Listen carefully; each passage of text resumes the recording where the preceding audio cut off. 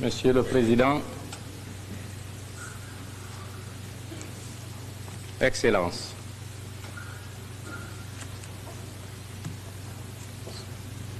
c'est avec une réelle émotion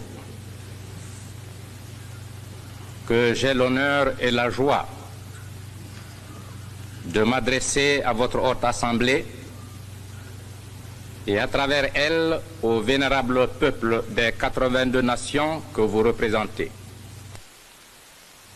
En effet, en mettant fin à la domination étrangère en septembre 1958, le peuple de Guinée avait placé son intime espoir en l'Organisation des Nations Unies.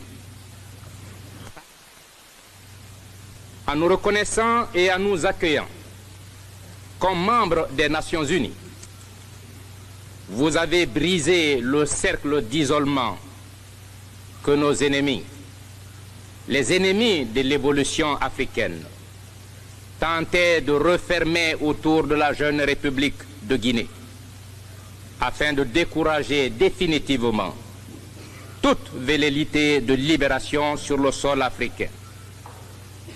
Combien il est réconfortant pour les patriotes que nous sommes de constater qu'aux heures les plus décisives du destin de nos peuples, la solidarité et la fraternité internationale ne font jamais défaut.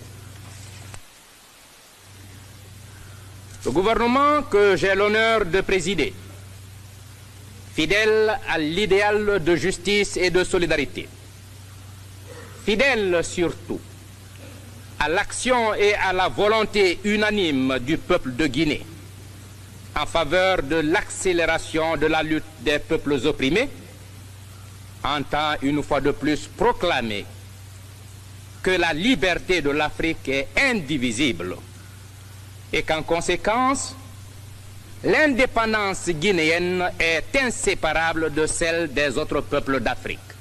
L'histoire africaine connaît de nos jours une accélération telle que des événements décisifs et importants ponctuent son processus à un rythme inattendu.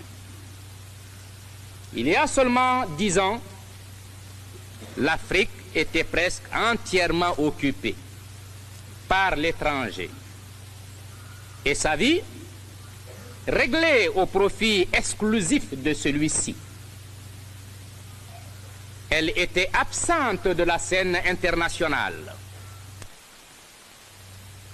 Le fait le plus significatif, c'est surtout cette levée massive et générale de tous nos peuples, même de ceux qui avaient été jusqu'ici considérés comme les plus arriérés, c'est-à-dire les plus opprimés.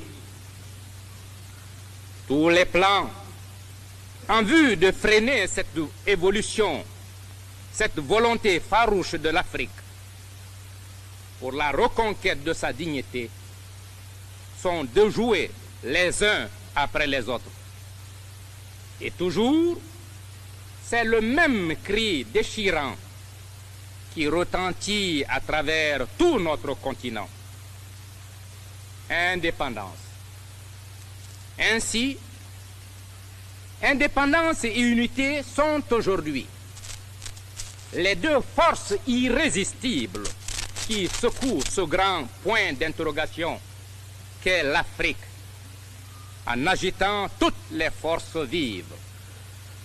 L'Afrique qui émerge à la vie universelle va à la rencontre du reste du monde,